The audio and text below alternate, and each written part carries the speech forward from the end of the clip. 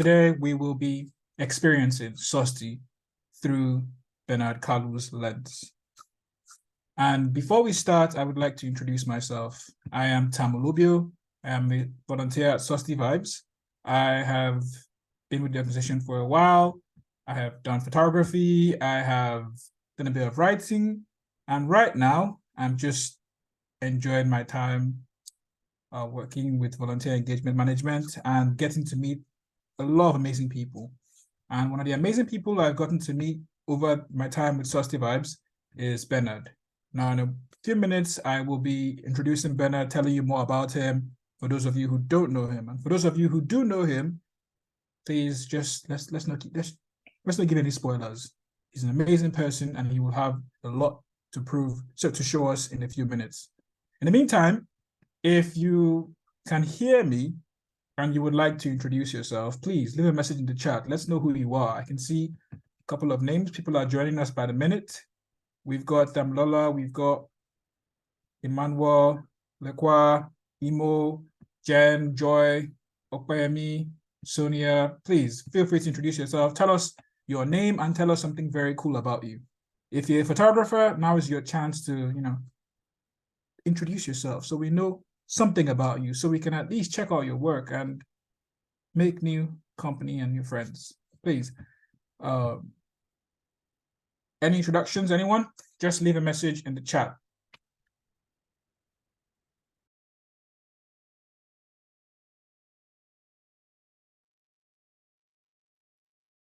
Guys, please introduce yourself.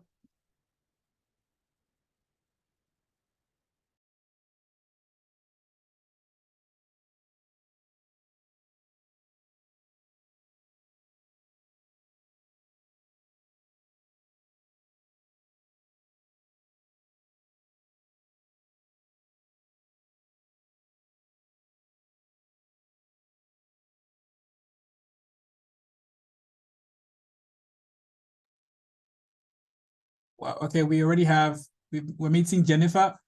Oh, she's a photographer's wife. Ah, big flex, big flex. Everybody's looking for a partner that can take pictures, and some people just got lucky already from the get-go. That's very, very nice. Thank you, Jennifer. Nice to meet you. Anyone else? Introductions? Come on now. Somebody, anything. Just say something cool about yourself in the chat. Ah, Lekwa, our lover. Hi, Joy. Oh, taking pictures is something she does in the field. Oh, I'm sorry, I couldn't confirm with us. But it's nice to meet you, Joy. Nice to meet you as well, Patience. A passionate photographer who loves to take pictures. Ah, everybody here likes to take pictures. Please, I'm looking for personal photographer. We'll pay you eventually, but if you're open to taking pictures, please come and take ours. Okay. Any more introductions? Anybody want to say anything cool about themselves? Okay. Miriam loves to see good pictures. Good taste. You have very good taste. You have very, very good taste. So, hi, Imo. A consumer of pictures of nature. Wow. Fantastic. I'm willing to bet you love Nigel Wild and all of that. No, I was hoping to see a lot more photographers in the house so we could do a quick quiz and we can see what everybody knows so we can share some ideas and all of that. But since we're out here talking about the interesting things we shoot, I think we could go on about that. So Shay loves taking pictures of her cat. I want a cat myself. Everybody's just out here taking pictures of their loved ones and things they enjoy. Lover of Enugu Hills. Wow. And Oname is a lover of arts in general. That's very nice. That's very nice. That's very nice. Okay. Since everyone here is on the chat, let's have a very, very quick question and answer, right? So I'm going to say a word, and then in the chats, respond to the first thing that comes to mind. Can we all try that? We all try that. Okay. So first word, lens. Lens. What comes to mind? Composition. Okay. Jen said composition. Anyone else? HD, eye, fish eye, eye. Wow. Lens. She said lens. Okay. Okay. Okay. These are all very interesting responses. Okay. Next word. Bread.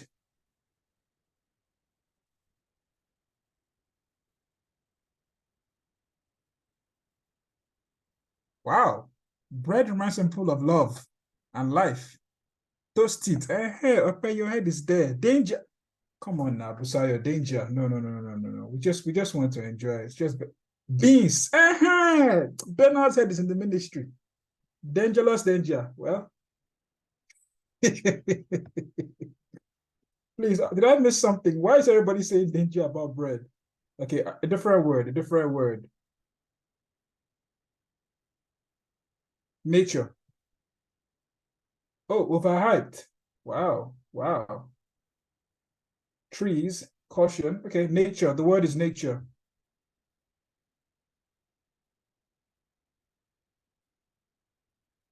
Caution. Lufasi. Oh, that's an amazing place. That is an amazing place. Bernard knows what's up. Heart, meditation. Okay. So last word, story. Story. What comes to mind when you hear the word story? Heart, people, words, tales, book, history, reality, narrative, life, scam, fantasy, scam. Abba now. I thought we're all being very That's a very nice contribution. Okay, okay. So those are the words that comes to everyone that has come to everyone's mind. And I think before we go on, I just want to tell a very quick story based on Susty Vibes origin. For those of you who are joining and are new to Susty Vibes as the concept, let me just give you a brief background. How do I tell it? Danger. Please, Busayo, are you in danger? What's going on? But yes, about a story. So this story comes from Jennifer Uchendu, and she wrote it and published it on Medium. It's story of Susty Vibes at the beginning. At some point, Jennifer resigned from her day job to dive into the world of sustainability, communication, advocacy, and analysis. 6 months later, she got herself her ideas and her resources together, and she built up a sustainability blog, a blog. Her friend Dele designed the blog, and eventually, after going through names like The Zen, Sustainers, Green Pills, and Jen's Corner, even Ecozin, they eventually settled on the name Sust Vibes, which was later updated to Susty Vibes. A few years later, and Susty Vibes is what it is. We've come together, we have come full circle with stories and projects and a lot more we're working on. And speaking of projects, very few people know firsthand what these projects have done and their impact, like today's trainer, today's speaker, Bernard Kalu. Now, I could tell you about him, but instead, I think he should take the floor and let us get an insight into the amazing storytelling mind of Bernard. Bernard, please, we'll read your about in a bit, but I just want you to let us know who you are and tell us something cool about you, about the stories you've told for Susty Vibes and much more. Welcome, Bernard, please. Hello, everyone. Good evening. First of all, I should say I'm very honored to be here. Thank you so much, Tam. And I see so many friends and family. here on the call. And to answer your question, Tam, um, I think my intro, I'll delve very deep into my intro when I share my slide. But basically, my name is Bernard. I'm a photographer. I've been doing this for quite a while, a decade now. And thanks to the woman I married, my affinity for stories around the environment deepened. But generally, I'll say I'm a photographer with a special focus on social and environmental issues. And then I'm honored to be here. Thank you. Thank you, Bernard. That's a very amazing introduction. And for those of you who didn't pick up on it, it's very important that you meet someone who supports you and drives you to do amazing things. Because the focus on environmental storytelling and important story, you know what? I'll just leave it until Bernard is ready to give us more insight. But let me quickly read Bernard's about. Sorry, if you could pull up this slide, please. As Bernard mentioned, he has been a photographer for over a decade. And in that time, he's worked on multiple stories, he's developed multiple tear sheets, and has done a couple of important projects. My personal favorite is Unsuitables. But to go further, Bernard is a Lagos-born visual artist with a passion for humanity and storytelling. His work explores life and humanity, and he has been working on street and documentary photography since 2014. His creative photography has also been put to test with documenting people's love lives and families and building their relationships. With his brand, Alethea by Kabeni, he's a Canon Mauritia master storyteller, and Academy Foundry alumni, a first runner-up in the 2017 Nat Geo Portfolio Review, a nominee for World Press Photo 6x6 Global Talent 2020, an official Fujifilm Global X photographer, and the convener of the Street Photography Workshop with Bernard Kalu, through which he has engaged and mentored a good number of upcoming visual storytellers over the years. Bernard has an impressive portfolio, and I highly recommend for anyone who has not gone through his work, please check out his website at bernardkalu.com and go through his stories, from the Chronicles of Sand to Marcelino to Oibo to Plastic Problem to Unsuitable, every bit intentional and necessary. And these are the stories you want to remember and pass on. Now, moving forward, Bernard will begin his training shortly. If you have not gotten your pen and paper, I highly recommend you do, because there will be a lot of golden nuggets you would want to take away with you. In a brief moment, we'll be handing over to Bernard to continue the training. And I recommend that everyone who knows someone they want to experience this training, still invite them. It's not too late to join, it's not too late to learn, and it's not too late to gain with us. Bernard, over to you. We are ready for your training. Hello. Yeah, I can hear you. Yeah. Can you see my screen? Yes, we can. Yes. Oh, okay. So, our theme today, our topic today is Susty through my lens, and I added the extra bits, an artist's contribute to Susty advocacy.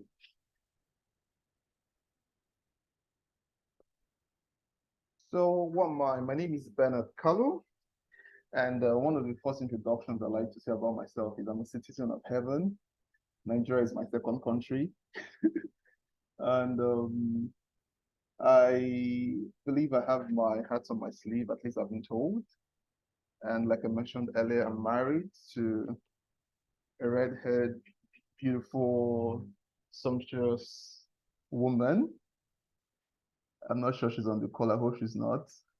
And well, my favorite colors are black and brown. And I began toying with the idea of being a photographer in 2012, but officially got started in 2014. Also, I'm multilingual. I'm a multilinguist, as it's called. I speak in tongues. I speak English, I speak Yoruba, and I speak Igbo, and a little Dutch. And to finalize the introduction, also I'm a Fujifilm ex photographer. What that means is that I'm an ambassador for the Fujifilm camera brand. Yeah. So our topic today, Susty through my lens. I just thought to think about the topic. What came to mind was to like give, like I said, my point of view, to give my a personal insights to my work and how my work eventually got to intersect with the subject of around sustainability. First off, one thing I like to talk about a lot of times, especially when I speak with creators, whether you're a photographer, whatever form of art you do, whether you're a musician or you do videos and all, I always talk about knowing your why, because even though it sounds very cliche, it's something that's so important. It's really, really so important. And your why is hidden in your patterns, it's hidden in your thoughts, your feelings, your behavior, your habits. And one of the ways to find your why is through the act of self-awareness. Sometimes we get so carried away following the bandwagon that we don't actually question ourselves. We don't stop to ask questions. I don't mean ask other people questions, question your own self, because like I always say, we're all spirits. We're no humans trying to have the spiritual experience. We are spirits having human experience. So it's important you don't get lost and just get carried away by anything happening around you. You need to self-awareness is key to knowing your why. And one advantage of knowing your why is that it transforms your speed to velocity. You know, velocity is speed with direction. So you don't end up just going fast, going nowhere fast. So you then know that, oh, this path I'm following is the path I should follow. It's something you're connected to. So whatever pace you're going on that path, you know you're on the right path. I don't know if that makes sense. And knowing your why also becomes the reason for your life's work. If anyone has any question at any time, please you can type in the comment section or just maybe find a way to let me know. Are we together? Feels like I'm speaking to myself. Yes. We're with you. We're with you all the way. Awesome. Thank you, Tom. So why I started with this is my even though I would say, like I always say, my partner had a lot to do in um sparking my interest in this life. It's my eventual delving into the whole work came from a personal had to come from a personal leading, you get, because as an artist, I don't think you do your best work outside yourself. It's so key that whatever you're doing, whatever work you focus on, it has to come from within. Another thing that I'd like to say is this: we're in a world where like greed is on super rise. Like everybody just wants to collect, and do stuff. So this stuff we're doing, this whole concept of sustainability advocacy is impact work. And because it's impact work, it's easy to, if your why isn't clear, if it's not something you're convinced about from within you get lost. Like you would crash and burn sooner than you expect. Yeah, enough of the why. So let's proceed. So why Susty? Well, Susty is a short form of the word sustainability, like we all know. And this sustainability is the concept that entails fulfilling the needs of current generations without compromising the needs of future generations, while ensuring a balance between economic growth, environmental care, and social well-being. This is a simple definition I got online. And the first, I think it was in 2017 or 2018? That was when I had to like I'd met this beautiful lady that was on fire for this whole stuff. I was literally seeing her so like I was seeing her burning for this thing. But I like I said, it's important you whatever you're doing connects to you, not just the bandwagon. So I had to take out time to like find knowledge on this stuff, like learn about it personally and see why it deserves attention. You get. And one of the things I found there is this 5 P's of the XTG, where it's about the people, planet, about prosperity, peace, and partnerships. And if there's anyone that's been following me for a while on social media, my motto for a long time used to be passionate about humans. So because this thing had to do with people, it already got my attention. Again, that's why people is in italics there. I am somebody that I would say I like even the whole idea of me being a street photographer. It's my like for instance, when you see street when you see street photography of different artists all over the world, you can always tell what their interests. There's some people that when you see their work, it's mostly shadows, how shadows and colors combine. And while there's some people that you can already tell that these people are more about the daily life of people. And I'm one of those people that I'm really, really passionate about people. Like it's the whole idea, like the whole concept of human beings fascinates me. It never stops fascinating me. And to think about it, I'm a Christian, and one of these I was in church some years back, and my pastor then said something that stuck with me. He said the reason why Jesus Christ came to die the wasn't for the mountains or for the hills or for how beautiful the planet was. He came to die for people. You get. And if he was just saying, he said, if you were the only person on earth, Jesus would have come to die for you. And I thought about it, and it's something that like blew my mind. So in essence, Jesus Christ didn't come to die because we're many, he came to die because we're people. Like he came to shed his blood for people. So I mean, what other noble endeavor in life? What other thing would be worth my effort if it's not something centered around people? So the whole idea of sustainability advocacy just became a no-brainer. Like it's just something that became like I just naturally delved into because it was a very I don't want to use easy way, but it was a very clear path to um finding or expressing my passion about people. Yeah. So I'm a lens-based artist, as it's called. I'm a photographer, and one major tool in photography is the camera. And when I started with camera. I started with knowing yourself. Even though learning photography, like you can say you're a photographer without knowing how to use the camera.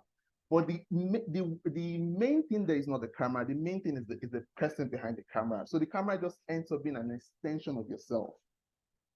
Why I'm saying this is because when learning photography, like I'm actually speaking from personal experience. When I started learning photography, I was more crazy about the gear. I was more crazy about like I was like the whole idea that you pick up a box and you press a button and it shoots and you see like a like you see a mirror of the image in front of you on the screen, like was so fascinating. So I didn't really I didn't think like I was just centered around that fascination. There was nothing more for me. Like it was just the excitement of it, and it continued for a long time because I mean, studying street photography, it was just how people interacted on the street, or maybe I take a picture of the mall where I take a picture of colors on the street. Like it was just superficial, you get. But as soon as I started knowing more, especially knowing more about the environment and knowing about sustainability, I I began to like differentiate the artist from his tool. I began to see the camera as a tool, not just like I grew out of that fascination to know that, oh, this thing is not just about creating beautiful pictures. You can actually use this thing as a tool to spread a message. So photography in essence is a medium. The message becomes sustainability, and the actual goal or the passion behind all this is the people you get. So what I'm saying what I'm saying this is this. Yeah, I know there are a lot of photographers on this call, and I mean, oh, you do photography. It's lovely. I mean, it's amazing to do photography. It's awesome to know how to do Photoshop, how to do Lightroom. You might even like be a professional that you make money from your photography. I mean, you shoot portraits and you get paid, which is nice. But it gets to a point where you would I feel for every human there's always a there's always an innate desire to to do something beyond self, to live for something higher than yourself, you get. And one of the advices I would give is, especially if you're on this call, is to like give it a thought, consider learning more about sustainability and seeing how you can be a voice, lend your skill, lend your expertise to pushing the this message of sustainability out here. So like I said, photography is for the medium, sustainability is the message. But at the end of it, at the like the summation of it is about people.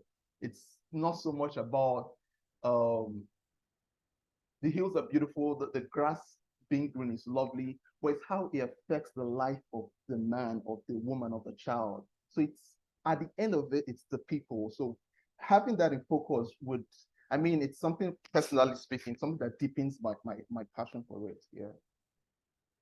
So I'll share some stories and a little behind the scene of how uh, things like how like that led to the pictures that you see.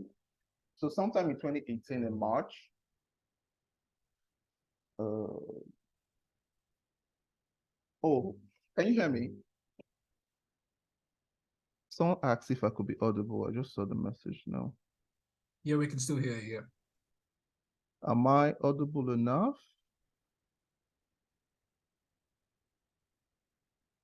Hello? Yes, we can hear you. Okay, okay. Yes. Oh, awesome. Blessing. Thank you.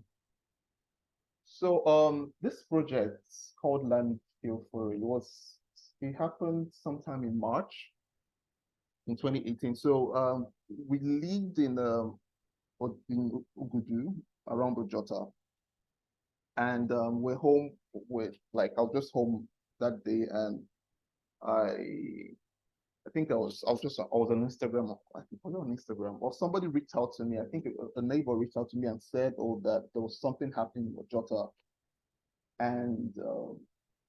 and like it was bad that she could see flames from her house. And I mean, if you can see someone see flames, go to like upward, you go towards borderline Orioke, and you can see flames all the way in Ojota. Whatever was happening there, or whatever is happening at them has to be serious. So I had, like took my camera, went out, and we all went to this landfill, and I saw that, oh, this landfill was was in flames, was burning. And think about it, like this landfill was or is situated right in the middle of the city. Like it's literally in the center of Lagos. Ojota is one of the what's it called? Like it's like a what do you call it? Like the center point of the like Lagos city. And I first off, I mean, because of my background in street photography, I wasn't giving much thought. I was just focused about, oh, let me get as many pictures as I can get, just because this thing is basically something happening, it's something like going on. So I didn't think to, or I didn't bother trying to start having deep thoughts, because thinking too deep, you will lose you lose moments. I'm not sure why my slide isn't moving.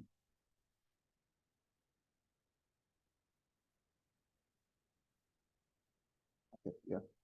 So I went in there, started taking pictures, and one thing I realized is from the outside, like the whole, when you just look at the landfill, you just look at it and you just think, oh, it's a refuse dump. It's just where waste is where they throwing waste. But it was until that day I realized how that place was a country on its own. Like it had there was an economy, like there was a proper economy, a running economy on its own. It wasn't like they were there's like all the people you see there, there are people that their livelihood, like everything about them, most of them was connected to the place, like their work, what's it called, whether their kids, or like there's literally a running economy there. And these are people like every one of these persons are like they're human beings, they have families, they like they're not just numbers, you get. So after taking all the pictures, I went home. I was still like grappling with the idea of, oh, how, what could have happened, how did this thing happen? And I asked some questions. Eventually, I found out that, oh, they were talking about moving they had been talking for years about moving it. Just a lot of back and forth politics and all. And it was it's crazy because this whole things are like, I mean, visually it looks so nice because it's pictures, but these flames you see here actually like it's carbon you get. And around this around this landfill, you have schools. So then for the whole week, like from the next week, you had children coming to school. You had there's even one hospital nearby. There are churches around there. So imagine having people literally live in literally, this is actually suit, is a form of suit, living in this, like having to inhale carbon for a protracted period of time. And I think it was the air around the environment around Ojota was bad for up to a month, if not more, you get. And one thing I wish I did then was to follow up on the story, to go back, to go to those schools and see how this one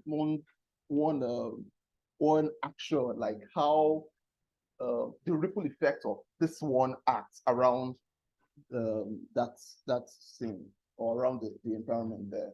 But it was more like, it was more or less my first actual uh, environment related work. But why I said I was going to talk about this project is because before then, you remember I said when I started like trying to learn more about whole concept around sustainability. And one thing I've learned, as not even as an artist, as a human being is, or as a person is, once your attention is on something, once you give attention to something, you get opportunities in that thing. It's just how the call of the human spirit works. As soon as something, you stay your mind on something you think about something enough, you would get opportunities to do that thing. And it even spills to create the whole idea of creativity. You know, people, when you talk about creativity, people are like, oh, you're creative, you're creative. But creativity is just attention. Attention is the price of creativity. When you pay attention to something, you literally see ways to solve it, if it's a riddle or whatever it is. So attention is literally the price of a lot of things. That's why in school they're always telling you pay attention. Yeah. So, but I didn't follow up. I mean, it was just my first entry, and it felt, oh, like I was just still grappling with it. And I think a couple of months later, someone reached out to me. Many of you might know him. His name is Andrew, and he was like, oh, that he got a call from what was it called? He got a call from, I think it was an editor or a friend of ours that was looking for images around this subject, around pollution in the environment and all. And I got to speak with the editor, and at the end of the day, I realized it was Lancet. So this project got featured on Lancet, but I just kept wishing that I took it further.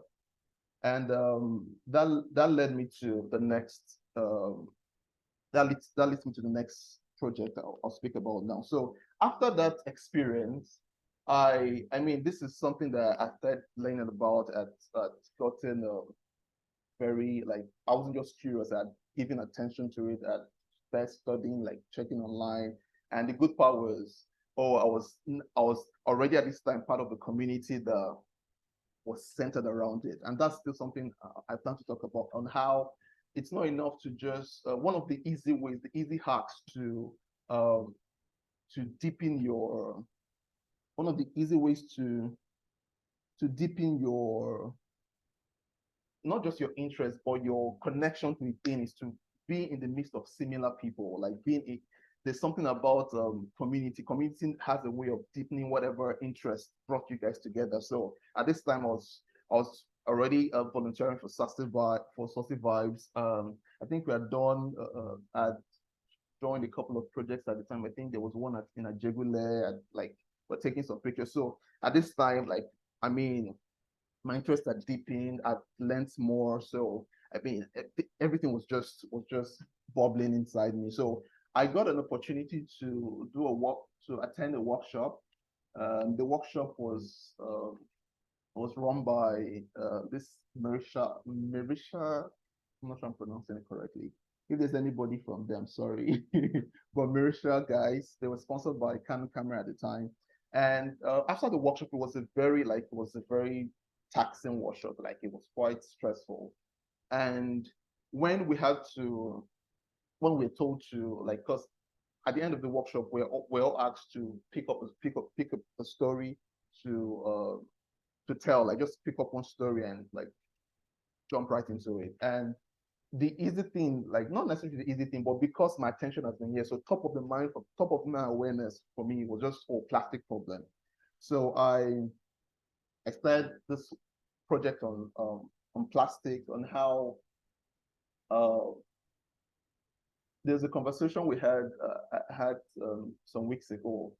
We're talking about how before back then in the days, like back then in the time of our parents and our grandparents, how we used clay pots to eat, or they use clay pots to, let me not sound like I'm 700 years old.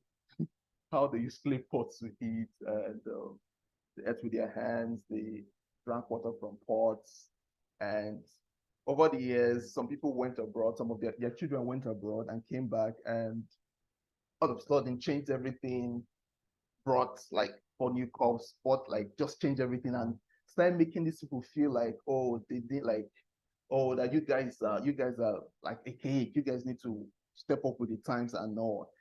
But to think about it now, just barely how many decades after, or how many years after, the same people or the same idea that, oh, the idea of plastic or these things were flashy or these things that are the way to go, they've now come back to say, oh, these things are harmful. It's just how amazing, or how not necessarily amazing, how crazy the world works.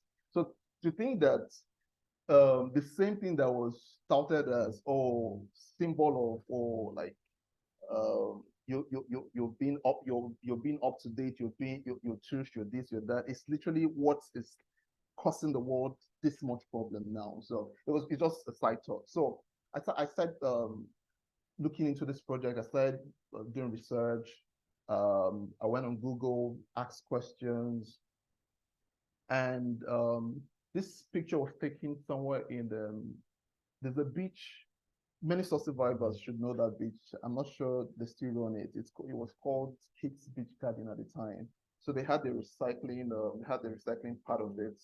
So that's where I literally saw this. It was, I mean, it's a colorful picture, regardless of the the the regardless of the bad side of it. So I took the picture. It was part of the work, and my teacher then was a woman named, was a Kenyan woman.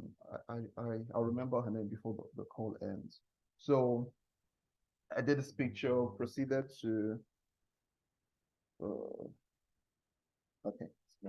So I went back to a lot of social, I went to but this big girl, but I agree. Not but I agree, what's this place called? I went to someone should help me. There's a place close to Yanoworo. Where are my Lagos people?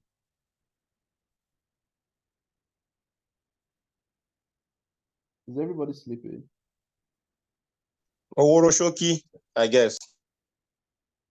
Not after we call another place, not Jota.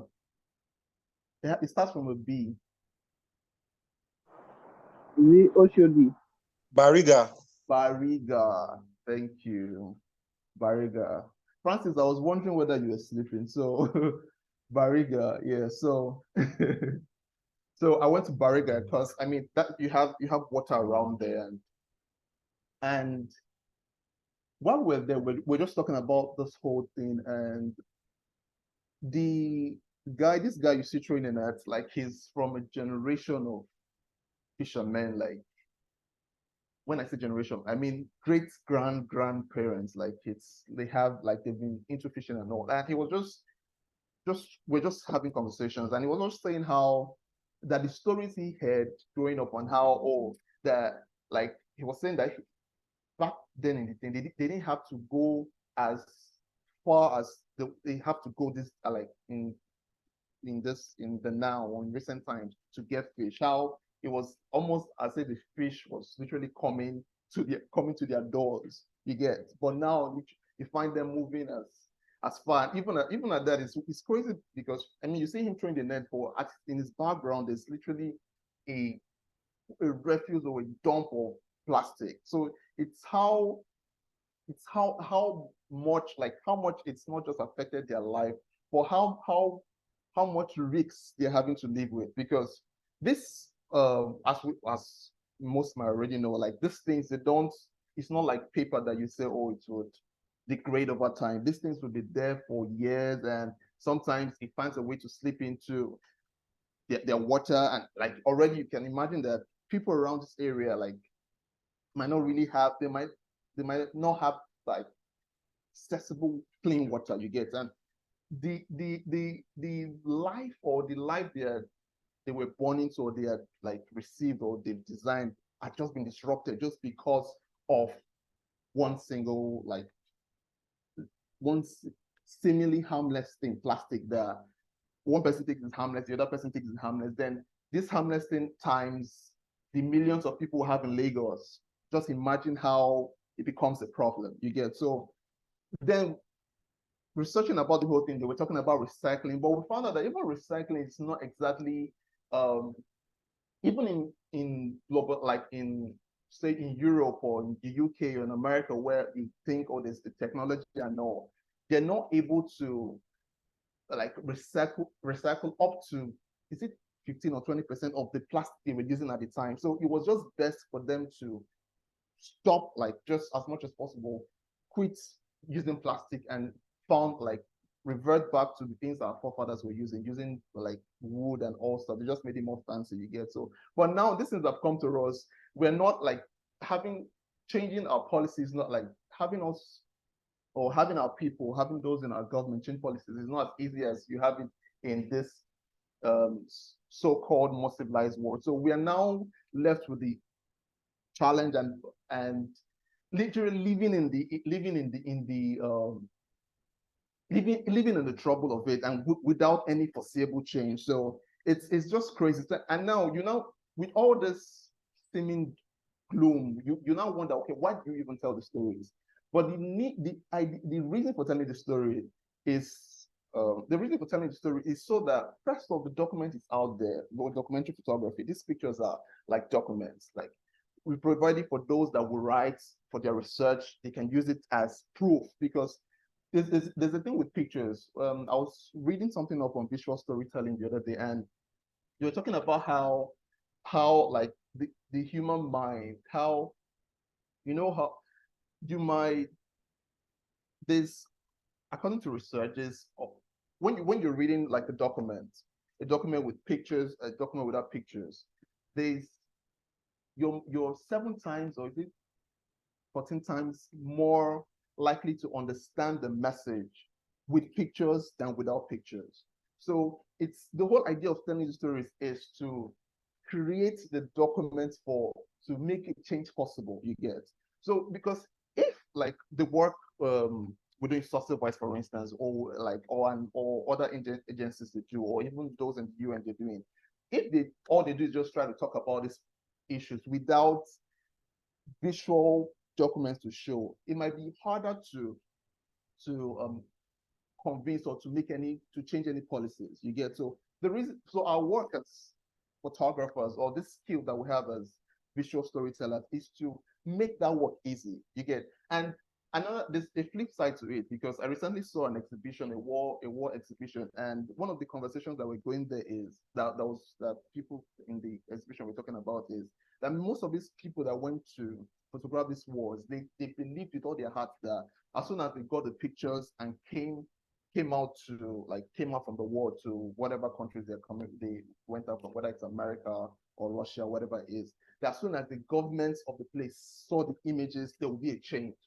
But they were shocked that many times it never happened. It still took a long time to happen. But that doesn't change the fact that at least the attempt has to be made, because it's easier to be pushed under the carpet if there's nobody's trying to nobody's trying to be the good guy. There's a quote that says, what's that quote? They say evil prevail when good people do nothing. So you can decide to be like, even if the change doesn't happen, but you can decide to be numbered among those trying to cause a change. And I think that's a very noble thing to do with one's life. Yeah. Okay, so I'll get to the next story. Now, I talked about how the loss also happened, how I wish I went back, or like it was a good start because my desire, my interest in the subject, the knowledge I received, well, the passion for it, and I literally got exposed to an opportunity to that, and I got pictures, but I didn't go deeper. Now, this plastic problem, I mean, the plastic stories around plastic pollution or the plastic problem is one of the, I think, in stories or stories around sustainability advocacy and all, is one of the most told stories, like especially visually, because there was a picture I kept wishing I could get. It was a picture of, I think someone got a picture of a sea turtle that had plastic wrapped all over its face in the water. It's one of the most fascinating pictures I've seen in that, in around the subject. Well, I mean, I couldn't get it at the time. I still don't think I'll be able to get something like that. But yeah, I moved from that to unsuitable. Now, sometime in I think it was 2019, or late 2018 or 2019, I went on Twitter. I got on Twitter and I just started seeing hashtag stop the suit. And I was like, what's happening? Because I mean, I had family in Port Harcourt as well, in River State, like friends as well. So I was just curious as to what was happening. And at the time, I think they were planning a protest on the whole stop. So I was literally curious, and I got reading and I realized that there was this illegal crude oil processing going on in some parts of the creeks in River State. And because it's illegal and you have people doing it in corners and in shackles or whatever it's called, they were not using proper machinery, and they were releasing more waste than already. We're saying those that were doing it, like the ones that have all the machinery and the ones that were backed up by the big oil companies, they still create waste that affect the people. Like they still have slip-ups where you have what's it called? You have oil into the water, like this, the kind of things that have happened in some part of River State. We still complain about their waste. How much more having people that are not skilled enough and don't have adequate machinery doing the same process? And so imagine the kind of waste that they were releasing. And this waste this time wasn't just liquid, or what you say is just a part of the community. This waste was in the air. It was literally everywhere. And air, like you can't hide away from air. There's on the side note, there's a scripture that says, gather up gold as dust. The emphasis of that is that, how you can't close the door to dust. No matter how you close a place, dust will still enter, because that's dust. So how much more air you get? So you had this air, like this black suit in the air everywhere. And it was wild because like people had complained about it. I mean, people were complaining about it, and people started saying was that you find the rich people. I mean, they just figured, oh, since there's money, we can just buy air-conditioned cars. We live in air-conditioned houses. We close everywhere. Or most of their schools started having air conditioning. Just, I mean, in a bit to insulate themselves from this whole thing, because I mean they were okay. And later we got to find out that even some big companies and even some members of the government were actually working behind doors with these people, because I mean it was cheaper for people to buy fuel or gas from these illegal guys than the official guys. I mean, because they were doing illegally, they could sell cheaper, and they just wanted money, and they were just like carrying out their anger against the whole government on how, oh, you know, it's been I think up to 40 years now, if no more. There's been a lot like this. The whole Niger Delta and oil issue has been on us. It's as old as Nigeria. So those guys were just angry that, oh, the money that these oil companies say they give, it never gets to us. Now we take over this thing and start doing it, and literally, and they prefer to sell to these people, and these people prefer to buy because it was cheaper for them. And the rich guys didn't care, because I mean, they felt like they could be insulated. But the truth is that you cannot eat money. At some point, you will purge. So they no matter, like, you know, there's something about fresh air. So if you keep inhaling, whether it's the air conditioner in your car and the house, it gets to a point where you still get into a problem, just like the guy that's out there inhaling the black suit. So they still had wealthy people, their kids that had respiratory issues, just like the same ones that they were trying to insulate themselves from.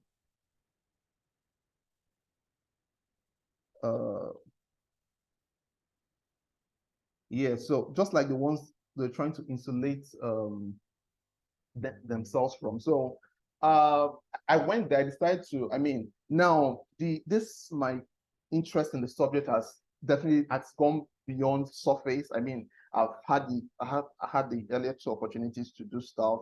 Now I decided to at least push myself more, do a story that the like I saw merit in it, and it's something. Remember what I started with? It's about people. It's something that like intersects with my own personal why and my passion. So I bought a flight ticket. I went to Port Harcourt. I joined the protest, and yeah, people and yeah, like people were protesting, carrying the placard, saying everything. And we went to the government house then. At the time, Wiki refused to see us. He sent his deputy, they spoke and all. But after the protest went, I decided I decided I was not going to make the same error I made in the first instance. So I went back. I think I went back multiple times, at least twice, just to follow up on the story. And I even had a contact there. Her name is Karis. I was like, oh, if like just in case anything happens, let me know, because like I said, it's always important to the whole goal of this work is the hope that a change can happen if this document, if these imageries are shown in the right quarters, you get. So I went there, took the whole pictures, went back there, asked questions and all. So okay. Hello, can you hear me? Yeah, we can hear you loud and clear. We can hear you. Okay, yeah. So I got an opportunity as well so because I already established a relationship with the editor the last time for the Olososo project. Oh, I still reach out. I like pitched the story to her to tell her that we'll see what's happening, blah blah blah. And at the time, well, I don't know if we're right, but we always believe that, you know, when things happen in Nigeria, you have people already tagging US embassy just with the hope that maybe if these people see it, our leaders will have sense. So in that same battle, I just believe that, oh, if possibly this story got out, maybe negligence and because it just didn't make sense that this same thing had been happening for over 2 years in a row, and nobody was saying anything, like nothing was happening, no change was happening, nobody was doing anything. The government didn't think to send security to win up these guys or to change anything. So I just thought, oh, maybe if the story got like received a big, like was on a bigger platform and maybe got a worldwide spread attention, maybe things would change. And eventually the suits, they published it. But I think later that year, some months after, my contact in Port Harcourt will reach out to say, oh, it's reduced, but it hadn't stopped entirely, but she can attest to it that it's reduced. But the last information I got from it said, or they decided to maybe space out now, they just do it at in a different part of the time of the year. Well, at least the good part is it wasn't as grave as it was when it all started. Yeah.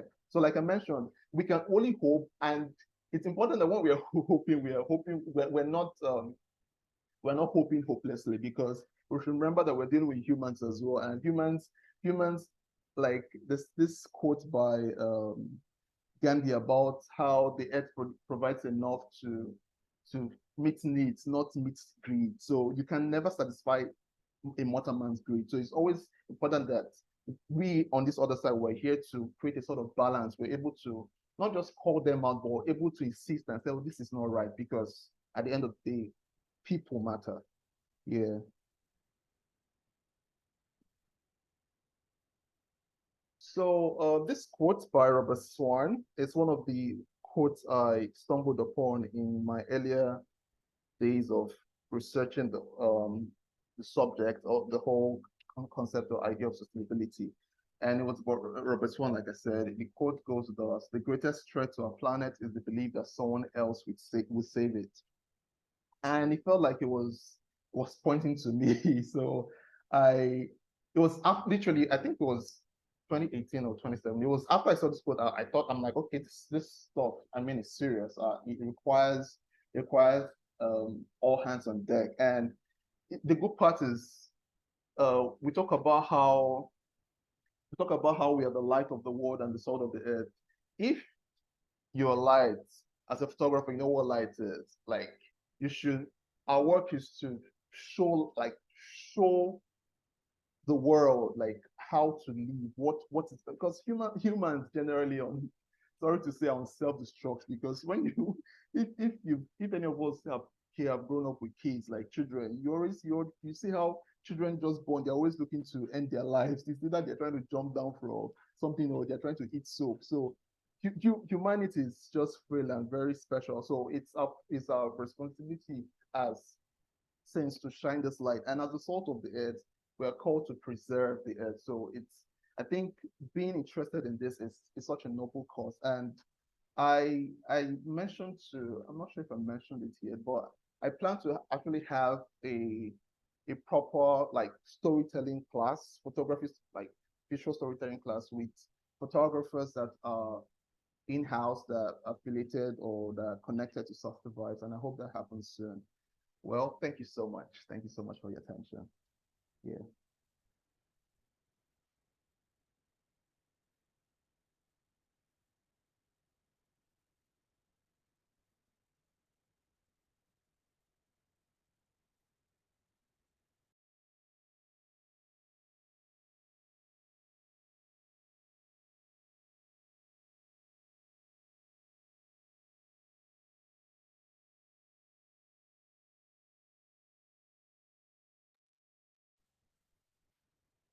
That was fantastic, Bernard. That was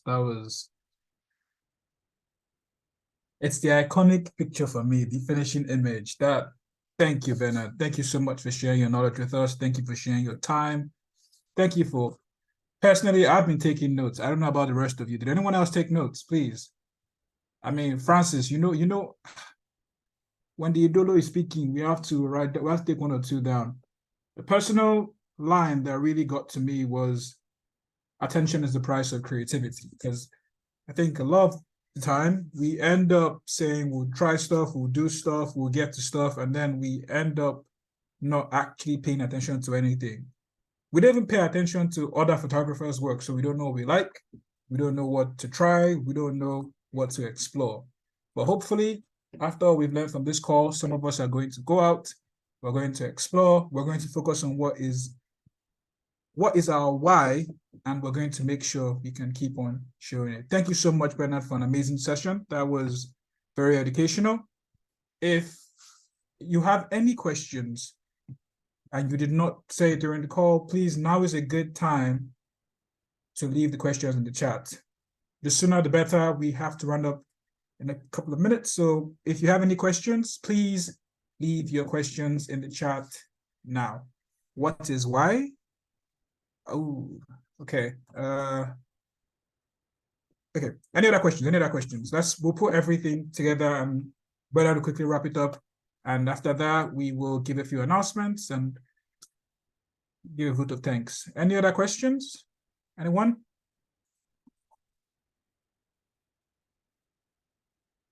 Okay. We be the light of the world and the salt of the earth. We are called to preserve the earth. Okay, then. It seems like there are no further questions beyond the why. So, Bernard, I know you already addressed this, but if you don't mind, someone just wants to know what a why is. The person might have come late or just wants you to buttress on the topic. Would you like to just take the question? I think it's an amazing summary of everything you've talked about so far. So if you wouldn't mind, just the last question. What is a why? Hi, Infinix Hot 7. Yeah, am I correct? Yeah, that's the person that asked the question, yeah? Yeah, correct, yeah. Yeah, so a why doesn't have a generic answer because it's unique to the person asking it. So the whole idea of why is finding out what you resonate most with, like what moves you, because the thing is this, especially in the world that we live in now, there's a lot of bandwagon. I mean, social media just worsened it where, because one person does something and the person gets a lot of likes and there's a lot of attention on it, everybody just thinks, oh, that's the way we should go, because I mean that's what's buzzing or that's what's raining. But I feel, or I think that we're like, I mean, the word God says we're all created uniquely, you get. We are all, I mean, everybody has different fingerprints. So there's no way that we're all made to just be one thing or be something that is generic. So what I'm just trying to say is this, it's like you can take out some time to just write down things that you think, like things that you're interested in, things that you think matter to you. And in writing those things, that you can probe further, like be more hold yourself, like be more, what's the word to use now? Why is as if English is failing me? But the whole idea is to just prune yourself, just question yourself, because I think it's something that we take for granted, but I just realized a lot of people don't have conversations with themselves. Like, it's important you like just spend some time to probe yourself. Thank you, Busayo. Probe yourself, like what the things that you're interested in or the things you're doing now, like what are you doing them? Is it just because it's the accepted, is it because you have a personal conviction as to why you're doing it? Because the fulfillment is in you, like being convinced or being moved from the inwards, even though there are more people that have similar conviction, but because you already have a personal conviction, it makes everything better. I don't know if that answers the question, but yeah. Thank you, Bernard. That was fantastic. So because of time right now, we cannot take any further questions. However, the recording of this whole meeting will be sent to your mails, and we will try to work on a follow-up, what they call it, article where we address your further questions. So if you have any questions to share, if you have any questions you would like to share and get answers to, we will address them in the follow-up article. Please send them to info@sustyvibes.org with the subject Susty through my lens question. Okay. Any further questions? Just send them. Well, I think there's a question here that's actually interesting. Please go on then. The question about, you mentioned something around tagging the UN and other organizations to your work, knowing what you know now, would you still recommend it? Well, the only reason why I would recommend it is the fact that it's the what's it called? The publicity it gives, not because they might be able to do anything per se, but most of these people, whether it's an agency or countries, they all like social media handles, they have massive following. So if maybe one tweets at them, like whoever is maybe trying to find their page or something would stumble on whatever like pain or whatever thing I'm trying to share that requires attention, you get. So even though they might not want to take action, some other person might take action, or at least just other people knowing it and feeling it with you might just maybe lighten the burden a bit. That's what I think. Yeah. Thank you so much, Bernard. So as we wrap up, sorry, Shay, could you show the list of activities coming up? So thank you everyone for showing up. Thank you so much. Susty Vibes is very grateful for your attendance. Thank you so much, Bernard, our chief documentary photographer and storyteller. This has been an amazing session. And for those of you who were paying attention, Bernard also hosts some workshops. He has done a couple of street walks as well. I was lucky enough to attend the last one he did. Sorry? Okay, no, continue. Sorry, Tam. Sorry. Yeah, I was lucky enough to attend the last one he had in London, and it was a spectacular experience. I'm telling you, I came there, I met some new people. I felt the vibe was so amazing, and if you can see updates from that on his Instagram at Kabeni. So please, if you enjoyed the session and you would like to attend further sessions like this, follow Susty Vibes on all social media platforms, and we will let you know when we have other activities like this coming up. And if you would like to check and follow Bernard's work, it is at Kabeni _ at KABENNY_. Thank you very much, Jen. At this point, we will be letting you know about future events coming up. Sorry, Shay, could you help me with the slides? Future events coming up in Susty Vibes community. First of all, if you would like to be part of the Bioverse NG workshop, which is a workshop, it's a 6-week learning workshop in different regional places that is educating us in a new initiative Susty Vibes is working on in partnership with, excuse me, in partnership with a couple, but a new partnership initiative Susty Vibes is working on.